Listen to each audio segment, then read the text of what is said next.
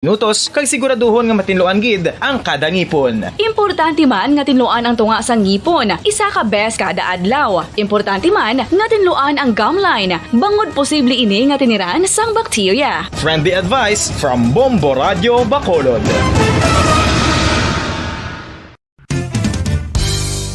Ang 2022 FIFA World Cup natala na sa Nobyembre 21 tubtob Disyembre 18, 2022. 32 tanan ka mga teams gikan sa nakalinlain nga mga kapungsuran sa bugos nga kalibutan ang magapaindis-indis agud amo ang makakuha sang FIFA World Cup trophy nga nauman sa Bulawan kag ginakabig bilang one of the most expensive trophies in sporting history. Nga sa karon nagabalor sang 20 milyones dolyares. Sa baragta sang sini nga hinampang, ang Brazil National Football Team amo ang may pinakadamo nga kampyonato nga nagdangat na karon sa 5. Samtang ang France amo ang most recent champion sa giniwat nga 2018 FIFA World Cup nga giniwat naman sa Russia.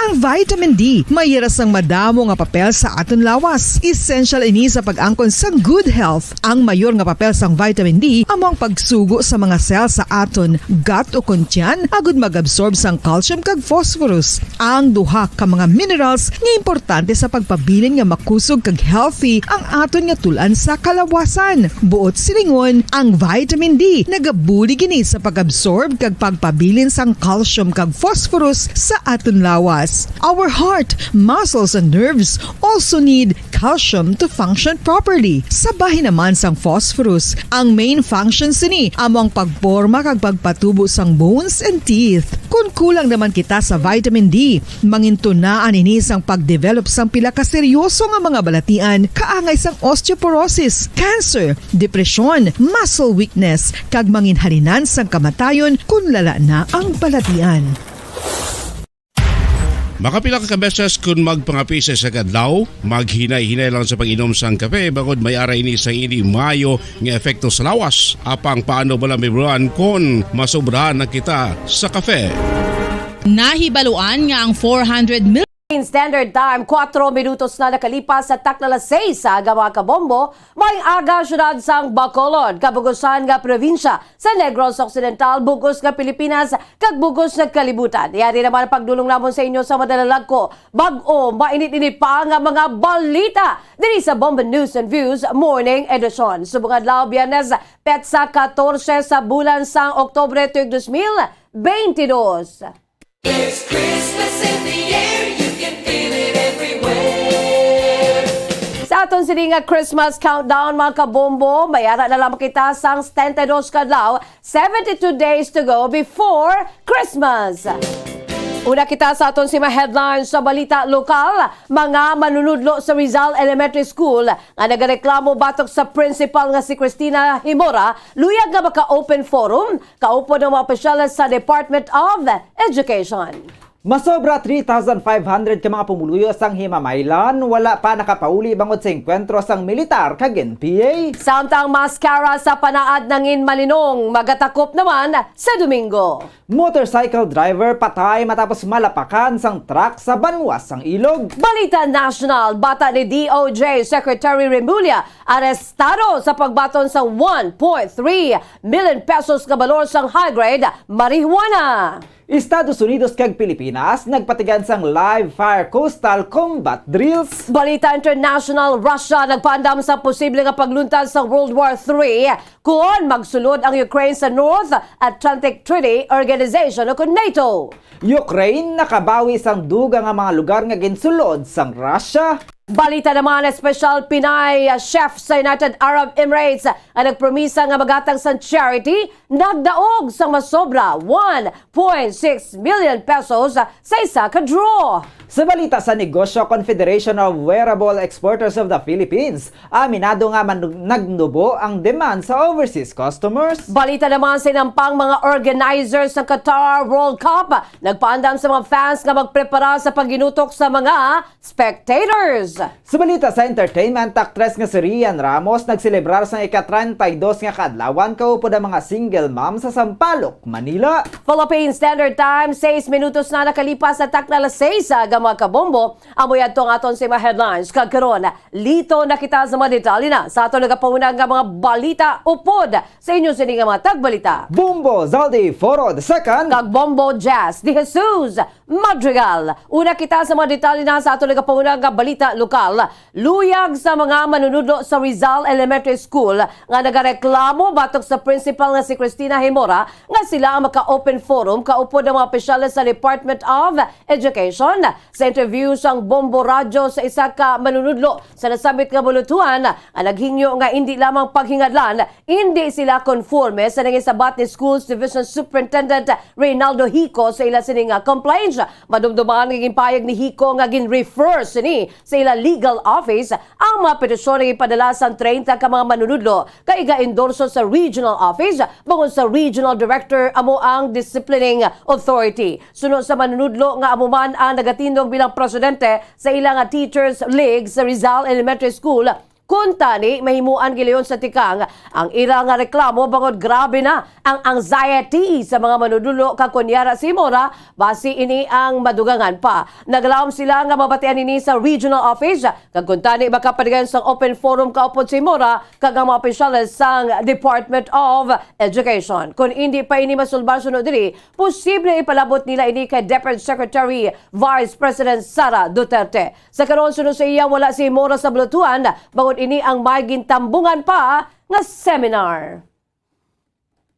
Ang sa amon, kay tungod amo na ni ma'am nagakalatabo, ang mga maestra daw, ano na bala ma'am, inang niyara sa amon nga daw ang anxiety, puwerte na. So kung siguro kung magsige pa si ma'am, basi madugangan, gapanindugan. Aragi kami na, kabay pa ma'am. Gaya mo na amon nga pangamuyo, nga kabay pa mapamatian kami, kag matagaan kami sang immediate action. Ang kabay sa pagpayag sa manunudlo sa Rizal Elementary School nga wala lang nagpakilala.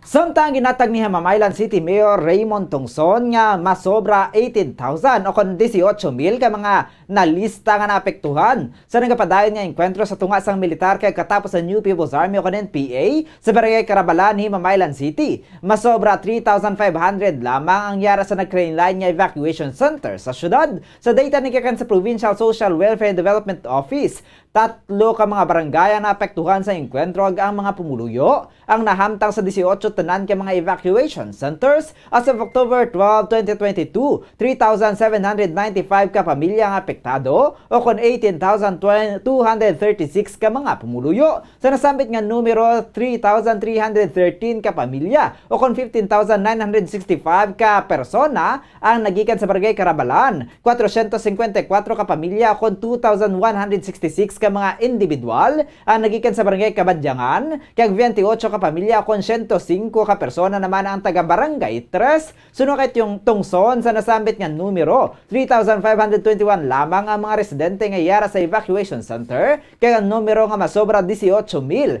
among numero sa mga apektado sa enkwentro apang yara nagatinir sa ilang mga sityo. Sunod sa alkalde, laging konsiderar ang mga residente nga nagapuyo sa mga apektado nga lugar kay gindala sa lista agud mahatagan man sang bulik kaya sa mga ginahatag sa yara sa mga evacuation centers. Sunod diri sa karon ila ginakontrolar ang security operation kaya wala man sa asang problema ang local government unit sa LGU sa pundo. Sunod sa iya, full force ang suporta sa provincial government, mga kongresista, kag sang Department of Social Welfare and Development o DSWD sa syudad. Sang Lunes, ginpaidan sa state of calamity ang syudad sang Himamaylan. Kay tungod nga we have to consider that the entire Carabalan area, portion of Barangay Kabadyangan and Barangay 3 are the affected area. So we considered the numbers of people staying there as affected also. Pero ang warm bodies in the evacuation center since day 1, amo na siya katota to 3,000 to 3,500. So ang reports ng DSWD National is in total. Ang kabayan sa pagpayag ni Himamaylan City Mayor Raymond Tungson. Samtang dugang nga balita lokal, liwat nga nagluntad ang engkwentro sa tunga sa 62nd Infantry Battalion sa Philippine Army kag mga gilaligar katapos ang Central Negros 1 sa New People's Army sa syudad sang gihulngan Negros Oriental las 6 kapon sang aga. Manumduman nga sang Miyerkules sang hapon, una naman nga nagluntad ang engkwentro sa Barangay Kalupaan sa Gihulngan City kung saan kapin 5 ka makatapos sa mga rebeldeng grupo ang nakasumpong sang militar. Wala naman nagdugay ang nasamit engkwentro kung saan nakakita man sa tinulo sang dugo sa encounter site sa militar. Sa interview sang Bombo Radyo kay Lieutenant Colonel William Pesase, ang commanding officer sa 62nd IB, kapon las 6 ang aga, liwat nga nakaenkwentro ang sabay sa militar sang 4-5 ka mga rebelde sa Barangay Trinidad sa may Gihulngan City. Sunod sa kay Pesase, nasabit nga mga NPA, ginapatihan isa lamang ka grupo sa una nila nga nakaenkwentro sang Miyerkules. Sunod diri wala man nagdugay ang enkwentro kahapon, apang nabilin sa encounter site ang 45 caliber pistol nga armas sutang, mga magazines, bala, backpack at personal nga gamitan sang mga rebelde. Sunod sa iya ang ininga grupo ang nagapalapta sang fake news sa mga pumuluyo. Maayo lamang sunod sa kapisasi nga giliyon nga naga-report ang mga pumuluyo sa mga otoridad kung sa din may presensya sa rebeldeng grupo sa ila lugar. Nagapanawagan ini sa mga NPA nga magbalik na sa sabak sang gobyerno bagod handa gid ini nga magbulig agud sila ang makapangabuhi sa matawhay kag malinong. Nakatakbo ulit yung na-encounter ng tropa natin. Mga kukunti lang naman kasi itong mga to. Pero itong kanina, may naiwan na firearm, short firearm, 45. May magazine, may mga bala, saka backpack na may mga gun. So ngayon tuloy pa rin kasi ang kagandahan nito, yung mga tao ay nagre-report talaga sa mga presence ng mga NPA na ito. Ang kabay sa pagpagli Lieutenant Colonel William Pesase, commanding officer sa 62nd IB sa Philippine Army. Samtang nagapati si Atty. Joe Max Ortiz nga pisar nga mayara sang magapetisyon batok sa postponement sa Barangay Sangguniang Kabataan election nga ginpermahan ni President Ferdinand Bongbong Marcos Jr. Agud niya mangin layi, dako ang posibilidad nga ini ang ibasura sang Korte Suprema. Suno kay Ortiz kung may maga-question kay magapamatok sa postponement sang BSKE. Ini ang mangin isa ka appeal battle kaga medyo mabudlay na ang tsansa. Bangod duha na lamang kabulan ang nabilin antes ang Disyembre. Sunod diri kung mag-file gidman sang petisyon sa Korte Suprema. Dako ang tsansa nga mapierde ang petitioner bangod kulabos na sa oras kun dayunon pa ang eleksyon. Sunod sa iya sa tion nga mag-hearing ang Korte. Isa na lamang kabulan ang mabilin kag wala na sang tion agod nga magpreparar. Sunod diri posible nga i-deny sang Korte ang petisyon kag i-sustain sa Disyembre 2023 na lamang ini patigayunon. Bilang isa ka abogado so na kay Ortiz wala na sang tsansa nga madayon pa ang Barangay Sangguniang Kabataan election kag mas maayo nga hulaton na lamang ang Desyembre 2023. Siguro Bombo Pons pagtanaw ko as a lawyer daw ay nandiyan nga silang papadayon mo pa ni eleksyon mo, no? So ang goy sinada mas pakamayuhon na lang nila hulaton sa December 2023 ang eleksyon sa barangays kay anyway isa na lang katuig. Ang kabayan sa pagpahayag ni Atty. Joe Max Ortiz.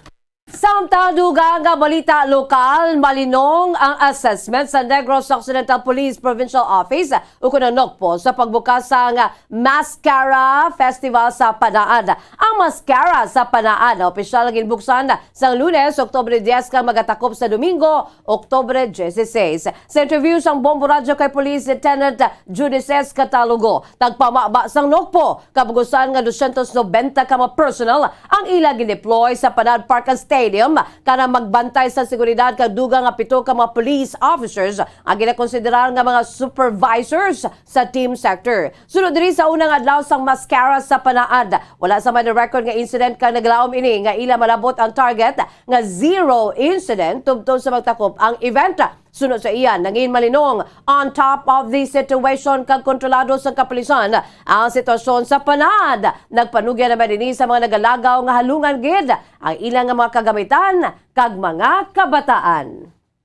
May ara kita nga total nga 290 nga gideploy ng mga pensyon naton for the security contingent and dugang may pito kita nga officers na kina-consider nato mga supervisors for mga team sector naton dira sa the whole of Panaan sa Negros. On the first day naton, ma'am, kita sa na record nga incident nga sa pag-open naton. Hopefully nga amo na naton nga major target sa zero incident.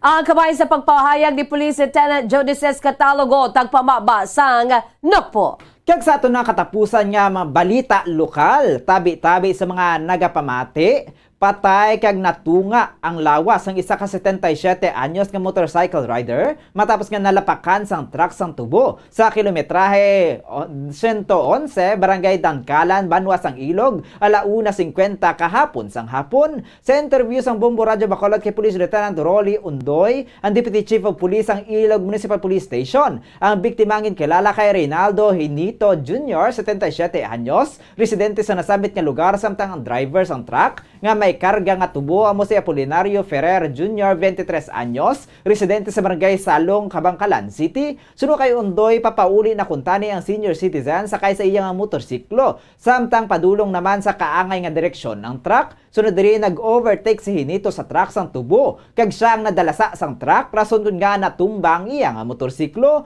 Pagkahulog sang biktima, nalapakan ini sang truck sang tubo, kag natunga kag nadunot gid ang iyang lawas. Gindala pa ini sa Lorenzo D. Zayco District Hospital apang gindeklarar na nga patay. Voluntaryo naman nga nagsurrender sa kapulisan si Ferrer kag yara sa kustudiya sang Ilog Municipal Police Station. Sunod sa Deputy Chief of Police, wala sang testimony nga nakahambal nga nakainom ang biktima. Nagpanugya naman si Undoy sa mga driver sila na sa mga motorcycle riders nga maghalong gid sa pagmaneho.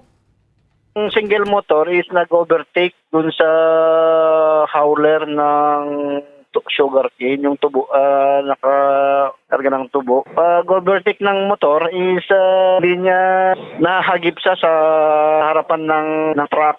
Tapos, pagkahulog yung victim, kinaladkad ng truck yung katawan ng kwan. So, hiwalay yung kwan, nahiwalay ang katawan niya. Ang kabayan sa pagpahayag ni Police Lieutenant Rolly Undoy, ang Deputy Chief of Police ang Ilog Municipal Police Station. Philippine Standard Time, 18 minutos na. Nakalipas sa takla 6 aga mga kabombo, amoyado ang mga detalye sa ato nagapangunang nga mga balita lokal. Sa bahay naman sa nagapangunang nga mga balita national, mainit-init pa nga mga balita international. Kagduga nga mga balita aton panumbalikan pagkatapos ginamang sini.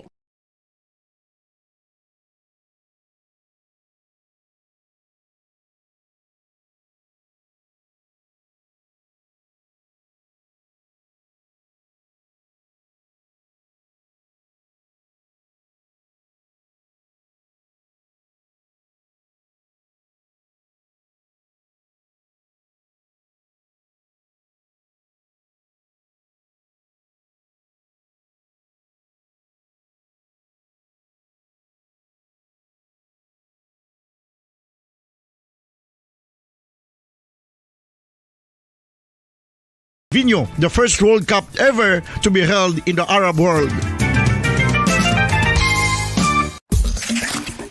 Ang magpainit-init sa silaksang adlaw sa aga ang makadulot sa kayuhan sang aton ikaayong lawas. Suno sa madugay na nga pagtuon sa mga researchers worldwide, kalakip na diri ang American Academic Medical Center nga Mayo Clinic. Ilan na pamatudan nga ang sun o kung si Haring Adlaw amugid ang best source sang vitamin D. There's good reason why vitamin D is called the sunshine vitamin. Ang pamangkot, paano ang proseso sang pag-angkon sang aton lawas sang vitamin D? Well, ang process nagasugod sa tion nga exposed ang aton panit sa sunlight, dili na kag mahimo ang vitamin D gikan sa cholesterol sa aton lawas. Ang ultraviolet o kon UVB rays nga yara sa silak sang adlaw magaigo ini sa cholesterol sa aton skin cells, providing the energy for vitamin D synthesis to occur.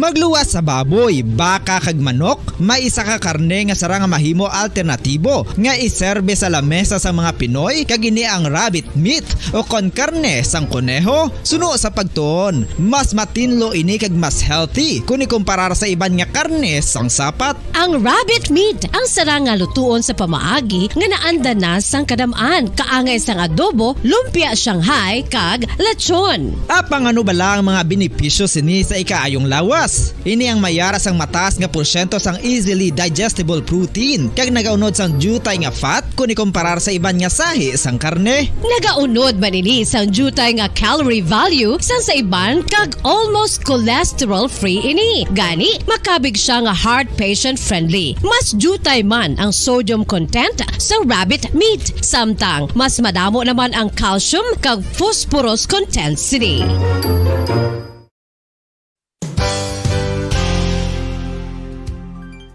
Nakaibalo-bala kamo nga ang bantugon nga simbahan sa Banwa sa Valladolid diri sa probinsya sa Philippine Standard Time, 20 minutos na ang nakalipas sa takla na 6 sa mga kabombo. Kagkaroon dito kita sa mga detalye na sa ato nagapauna nga balita national. Ginaresto sang magkatapos sa Philippine Drug Enforcement Agency o kun ang PDEA ang bata ni Justice Secretary Jesus Crispin Boying Rimulya. Bangod sa pagbaton sinisang bagahe nga nagaunod sang kush, isa ka high-grade marijuana nga nagabalor kapin 1.3 milyones ka pesos. Gimpasalig naman sa Tiglikom nga hindi ini magapasilabot sa kaso sa iya sini nga bata. Ang suspetsado ginkilala nga si Juanito Jose Rimulya III. Santo sa mga otoridad na punggan sa PDEA ang shipment sa marijuana sa Ninoy Aquino International Airport Gonaiya kag ang bagahe ang nagikan pa sa San Diego, California. Ang bata nga Rimulya mismo ang nagkuha sang bagahe, gani ini ang giliyon nga ginaresto. Sa Facebook post ginkonfirma ni Cavite Governor John Vic Rimulya nga subang nga bata siya siniuton nga si Boying ining si Juanito. Si Secretary Boying Rimulya ang yara sa karon sa Geneva, Switzerland, dagon nga magtambong sa convention na tuhoy naman sa human rights. Santo sa ipadala sini nga mensahe, gipasalig sa Tiglikom nga hindi ini magpasilabot sa kaso sa sini nga bata. Pahayag pa ni Secretary Rimulya nga siya ang parehas nga abay kag Tiglikom sa hustisya kag parehas ini nga ginaseryoso ang duha ka papel. Apisa sa unconditional love sa isa ka amay sa sini nga bata o kon 38 anyos nga si Juanito, gani kinahanglan na sini atubangon ang personal nga kaso. Dugong pa sini nga hindi siya maga-intervene kag hindi man sini influensyahan ng kaso sa bata, bangod dapat nga atubangon sa isa ka persona ang konsekwensya sa ila sini nga mga binuhatan. Gani ginatugyan na ini sa hustisya ang tanan-tanan. Aminado naman ang Tiglikom nga mabudlay para sa ilang nga pamilya ang hitabo. Apang panugutan sini nga magpangibabaw ang layi kag hustisya. Nagpasalig naman si Governor John Vic nga hindi sila magagamit sa influensya agon nga mabuligan ay sini nga hinablos. Samtang makitaan ang sunod-sunod nga paglupad sa kahawaan sa United States stealth fighters. Samtang ginapalukpa naman sa mga rockets ang imaginary enemies sa Northern Philippines karon nga nagahilapit na ang pagtakop sa duha ka semana nga combat drills nga ginpartisiparan sa 2,500 ka mga Philippine kag US Marines nga nag-engage sa mock amphibious assaults kag iban pa nga mga coastal tactics. Ang live fire exercises sa Remote Valley sa namin sang Manila kahapon anang in-highlight sa Joint Combat Readiness Maneuvers nga ginahatagan sang codename nga Kamandag, ang Tagalog acronym para sa Cooperation of the Warriors of the Sea. Kag ini ang matapos na subong nga adlaw ang combat drill sa Pilipinas agin patigayon kadungan sa combat drill sang US kag Japanese forces sa Northern Islands sang Hokkaido sa Japan sunod kay US Marine Major General J. Bargeron. Ang Japanese exercises agin partisiparan sa nga adisyonal nga 3,000 ka mga military personnel. Payag ni Margeron nga ang drills ang nagasiguro. Agad niya man preparado ang US forces sa madasig nga pagresponder sa mga krisis sa Indo-Pacific. Santo sa Japan Ground Self-Defense Force, ang exercises ang ginpangalanan Resolute Dragon 22 ang gindisenyo. Agad niya mapabaskog ang response capabilities kag makabulig sa pagpatuman sang free and open Indo-Pacific. Sa atong kinapusan nga balita national, nagakoordinar ang Office of the Vice President ukon OVP sa Public Attorney's Office ukon ang PAO sa paghatag sa libre nga legal assistance para sa mga persons deprived of liberty kang nag-usubong man sa bahin sa pag-expedite ukon pagpadasig sang hearing sa ila sining nga mga kaso kadungan sa 7th Mandatory Continuing Legal Education Convention for Public Attorneys. Gipayag ni Vice President Sara Duterte nga malin sa pagpungko sini sa pwesto. Nakabato na ang Office of the Vice President sa pila ka mga request para sa free legal assistance kag support nagikan sa mga Pilipino nga nakahunong sa karon sa mga presuhan. Suno sa Vice Presidente bilang pagkilala sa papel sa mga abogado sa Public Attorney's Office, sila ang nagapatigayon naman sa inisyal nga paghinunanon kay Chief Public Attorney Dr. Persida Rueda Costa para sa assistance sa tuwi sa nasabit nga request. Dugang pa sini nga padayon pa sa karon nga ginaulan sang social issues ka injustices ang Pilipinas gani madamo sa mga Pilipino ang nagakinanglan sang legal representation. Payag ni Duterte nga ini ang matutud nga nagakatabo particularmente na sa mga indigenous peoples kag marginalized sector. Bangod sa limitado nga resources nga manubo nga oportunidad, ang ginasaligan na lamang sa maini amo ang makabaton sa hustisya pinaagi sa dedikasyon, commitment, kagatumanan, sabayan sa servant leadership sa mga yara sa Public Attorney's Office. Gin-highlight naman ni Vice President Duterte ang partnership sa tunga sang PAO o kon Public Attorney's Office ka Department of Social Welfare and Development o kon DSWD sa pag-file sa mga reklamo batok sa mga estranged fathers nga nagakapaslawan sa paghatag sa suporta pinaagi man sa suporta pinansyal sa ila sini nga mga kabataan. Philippine Standard Time, 26 minutos na ang nakalipas sa takna alas 6 sa aga mga kabombo. Kagkaroon dito kita sa aton sinigapangunang nga balita international. Una kita sa pungsod Russia. Gipag sa opisyal sa Russian Security Council nga sa tion nga makasulod ang Ukraine sa National Atlantic Treaty Organization o kuna NATO nga ginapamunuan sa Estados Unidos, ginagarantiya sa maining ang konflikto sa Ukraine ang magasaka sa World War III. Inoras lamang kasunod sa pagproklama ni Russian President Vladimir Putin sa formal nga pag-annex sa 18% sa bayan sa Ukraine sa Setyembre 30, ginanunsya ni President Volodymyr Zelensky ang sorpresa nga bid sa pagpadasig sa membership sa NATO. Apang ang full NATO membership para sa Ukraine ang mahimo magadugay pa bangod nga kinahanglan pa nga maghatag sang consent ang tanan sa 30 ka mga member states sang alyansa. Ipayag naman ni Alexander Benedikov, ang Deputy Secretary sa Security Council sa Russia, nga nakahibalo na ang Kiev nga ang tikang ang magagarantiya nga magasanyog sa World War III ang nasabit nga gera. Ining si Benedikov nga Deputy ni Secretary Council Secretary Nikolai Patrushev ay isa ka makagagahom nga kalyado ni Putin. Ang nagalantaw naman nga isa lamang ka propaganda ang aplikasyon sa Ukraine bangod ang West ang nakahangop na sa konsekwensya sa Ukrainian membership sa North Atlantic Treaty Organization o NATO. Adugang pasilingan ang panman sa mga member states sa NATO ang societal nature sa nasabit nga tikang. Kag sa katapusan ng balita international, kadto naman kita sa Ukraine. Ginpaig sang Ukraine kahapon nga nakabawi sila sang dugang nga mga teritoryo sa sur nga bahin sang pungsod, samtang ila man nga gina-welcome ang pledge sang western countries sa pagpadala sang air defense system sa Kiev sa labing madali nga panahon pila ka adlaw kasunod sang intense nga mga missile strikes sang Russia. Ang grupo sang kapin 50 ka mga pungsod sa pagpanguna sang Estados Unidos ang naghinunanon sa National Atlantic Treaty Organization o NATO headquarters sa Brussels, Belgium, kay nagpromesa nga magapadala sang panibago nga mga anti-missile system sa Kiev.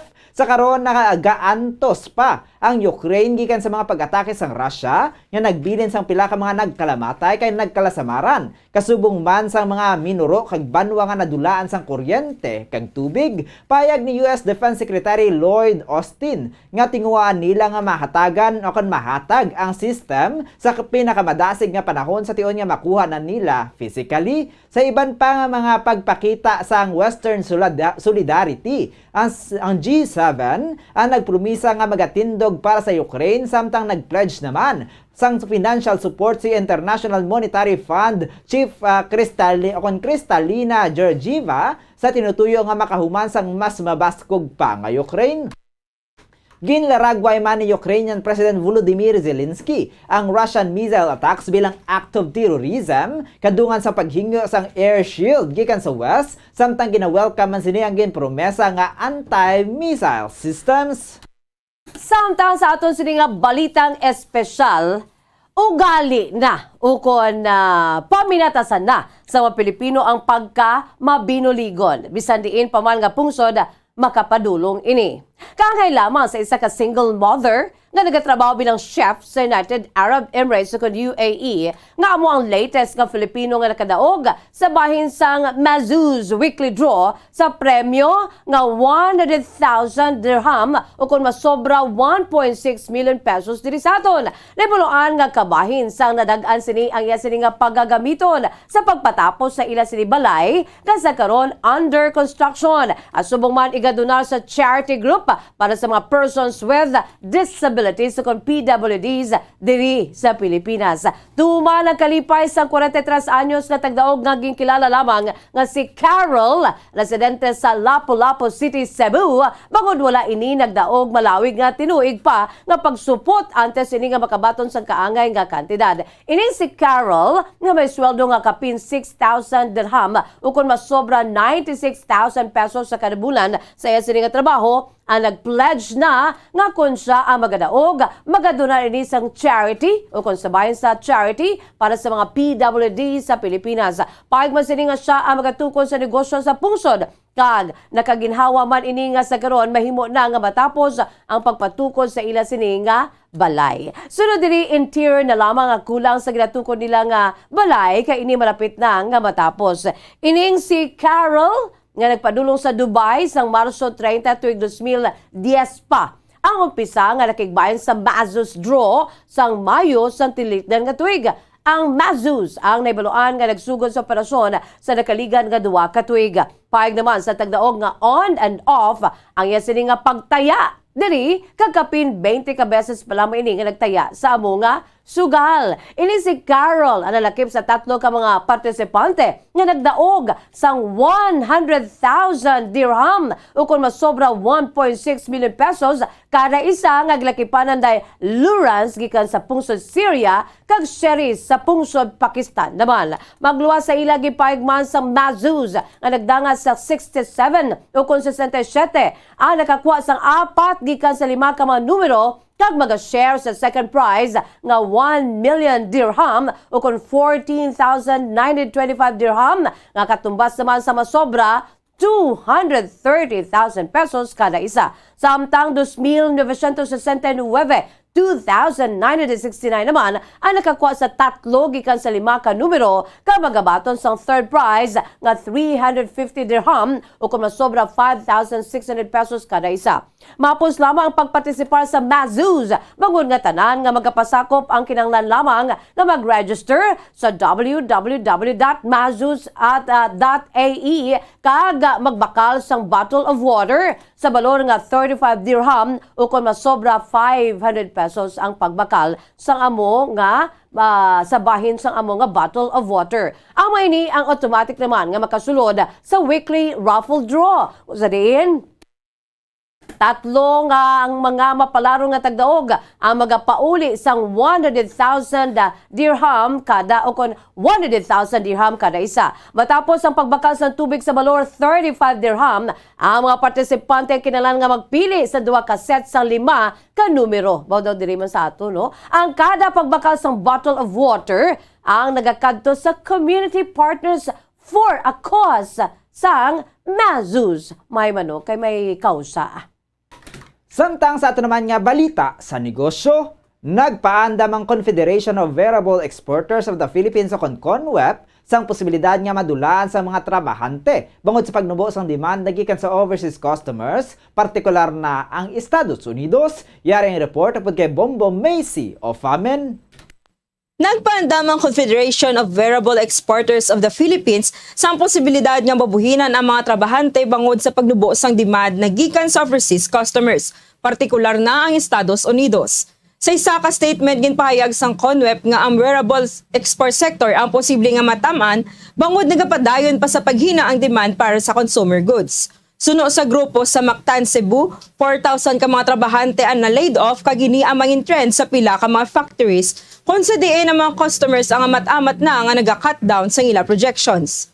Sunod sa CONWEP, ila ginalauman ang temporary closure o kung partial retrenchment sang workforce sa masunod nga mga binulan. Suno pa diri may posibilidad sang gera sa East Central Europe, pagsaka sang presyo sang gatong, disrupted supply chain kag trepidation sang isa pagid ka pandemic. Ang posibleng makahatag sang impact sa consumer behavior sa bilog nga kalibutan.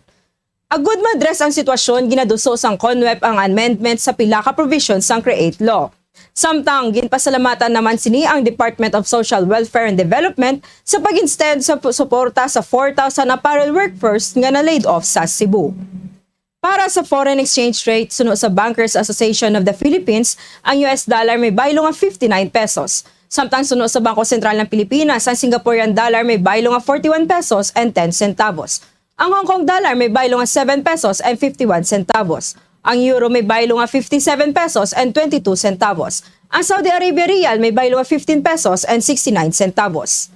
Ang average nga presyo sa produktong petrolyo nagikan sa Caltex Shell kag Petron stations, 65 pesos and 15 centavos tubtob 67 pesos and 20 centavos ang unleaded. 66 pesos and 5 centavos tubtob 67 pesos and 95 centavos ang premium. Kag 76 pesos and 5 centavos tubtob 77 pesos and 75 centavos ang diesel. Para sa balita sa negosyo, ini si Bombo Macy of Famin para sa Pabansang Radyo ng Pilipinas. Consistent overall number 1 sa Bacolod, Basta Radyo. Bombo! Samtang sa ito naman nga balita sa hinampang, ginpaandaman sa mga organizers sang Qatar World Cup ang mga fans nga magpreparar na sa pagginutok sa mga spectators sa una nga duha ka semana sang tournament. Yari ang report pod kay Bombo Fons Espino. Paandaman sang mga organizers sa Qatar World Cup ang mga fans nga magpreparar sa pagginutok sang mga spectators sa una kag duha ka semana nga tournament. Bangod ginaluman nga magatingob ang mga supporters sa kapital sang Gulf State. Ang mga pribado nga salakyan kag ang iban nga pila ka makalye kag mga residente ang nagapuyo palapit sa stadiums ang kinahanglan sang permits antes makapadulong sila sa ilang nga mapuloy-an. Ang Qatar ang naggastos ang billions of dollars sa isa ka state-of-the-art driverless metro rail network nga nagaangot sang 5 ka 8 ka mga stadiums kag may yara man sang 3,200 extra buses kag 3,000 ka mga taxi sa dalan. Masobra 1 ka milyon nga mga fans ang ginalauman nga magabisita sa pungsod sa sulod sa 29 ka adlaw. Gani ginaduso sa mga organizers ang mga local residents nga maggamit sang private transportation, lakip na ang ila kaugalingon nga mga salakyan kung sila ang magapadulong sa mga matches. Ginengganyo ang mga ini nga mag-drive kung sa din posible kaibilin lamang ang mga trains kag buses sa masobra minilyon nga mga foreign fans nga magabisita sa tournament. Kalabanan sa mga pribadong kasalakyan ang igaban sa palibot sang Central Doha para sa tournament kag ang magalapas ang magabayad sang $140 nga multa. Ang residente sa palibot sa 8 ka mga stadiums ang kinahanglan sa permit agud makadrive nagikan sa padulong sa ila nga puloy-an. Samtang sa aton sa nga FIFA World Cup 2022 trivia, nakaibalo-bala kamo nga ang Qatar nga puloy-an sa kapin sa 2.9 ka milyon nga mapumuluyo ang pinakagamay nga venue nga padignon sang World Cup. Isa ini sa marason kung nga ginalauman ang congestion sa una nga duha ka semana sa tournament nga magasugod sa Nobyembre 20. Kagamayad to mabalita sa patag sa Inampang, ini si Bombo Ponce Espino para sa Pamansang Radyo ng Pilipinas, consistent overall number 1 sa Bacolod, Basta Radyo. Bombo! Sa aton siringa showbiz news, nangin mas meaningful ang pag-celebrate ni actress Rian Ramos sa iya ika-32 nga kadlawan matapos sini naghatag sang oras sa mga single mom. Uy, ariyo may kausaman sa sini birthday sa Sampaloc, Manila. May chika upos kay Bombo Jerry de los Reyes. Nangin mas meaningful ang pagselebrar ni Rian Ramos ang iyay ka-32 nga kaadlawan matapos ini naghatag sang oras sa mga single mom sa Sampaloc, Manila kag ginhatagan ang mga inisang libre nga livelihood program. Sa kaadlawan ni Rian, dululungan nga nag-eskwela ang mga single mom kung paano maghimo sang dishwashing liquid nga posible nila nga makuhaan sang palangabuhian. Suno kay Rian, malapit sa iya tagipusoon ng mga single mom bangod ang iya iloy ang isa man ka single parent.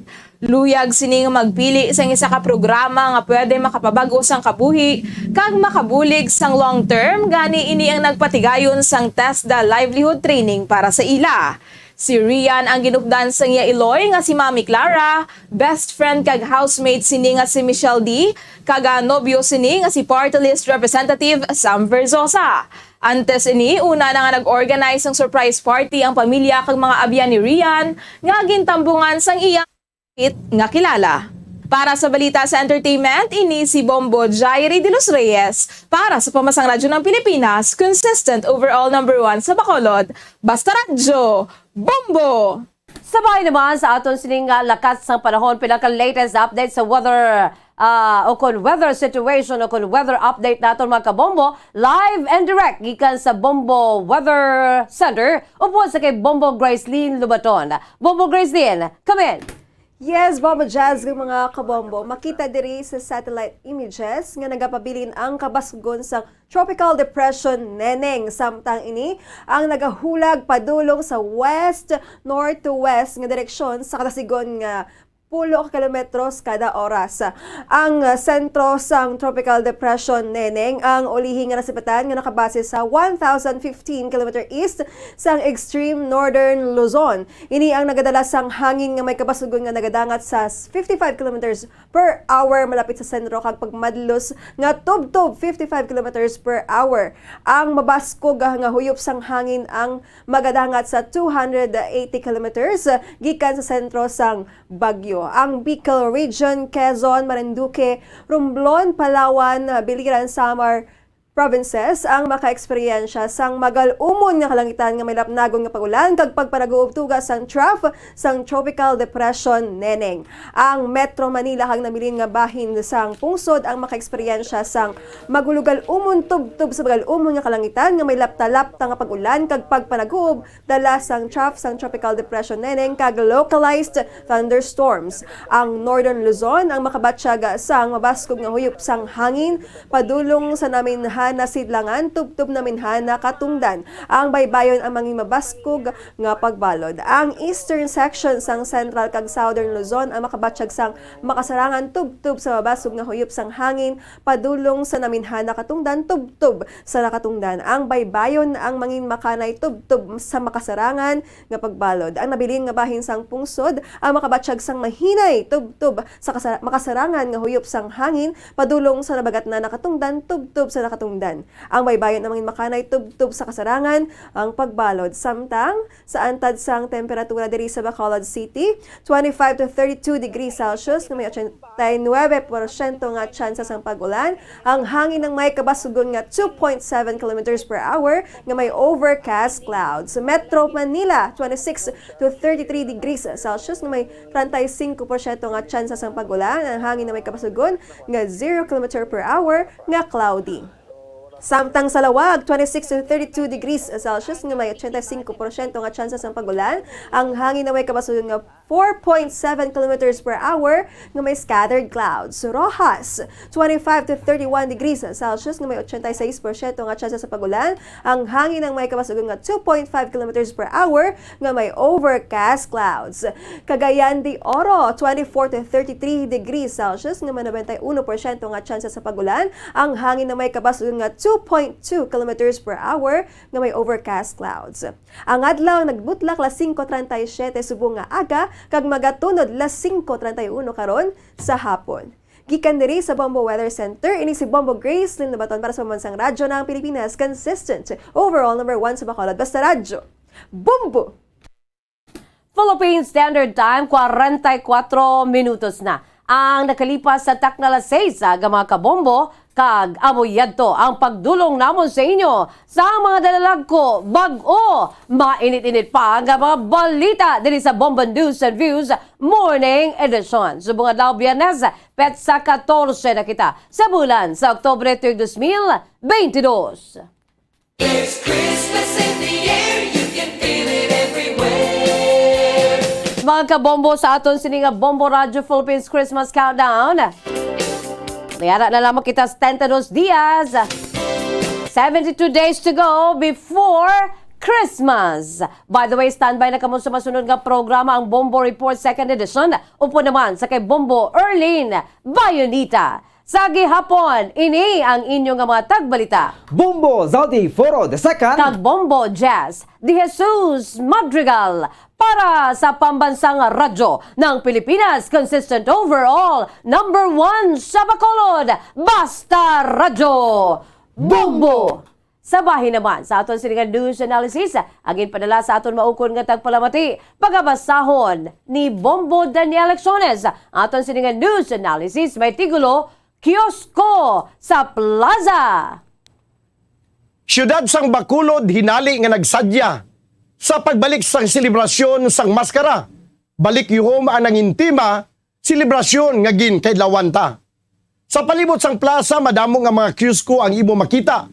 Nagainaso nga mga inasal nga nagamantika. Kagilim nun nga mabugnaw, makapadula sang kauhaw. Apa nga mga negosyante diri may gamay nga kaangawa. Base hindi makabawi sa ila ginbayad sa arkila.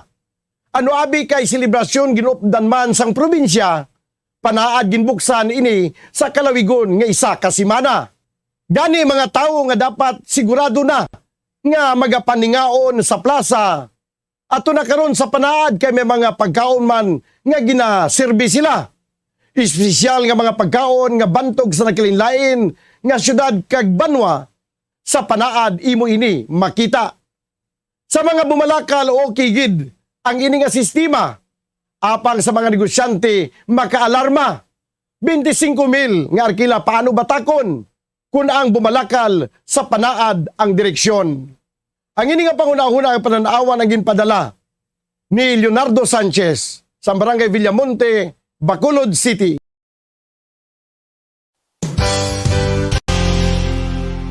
Isa sa mga heritage churches diri sa probinsya sang Negros Occidental, yara makitaan sa Rizal Street, Barangay Zone 6, Talisay City, amo ang San Nicolas de Tolentino Church.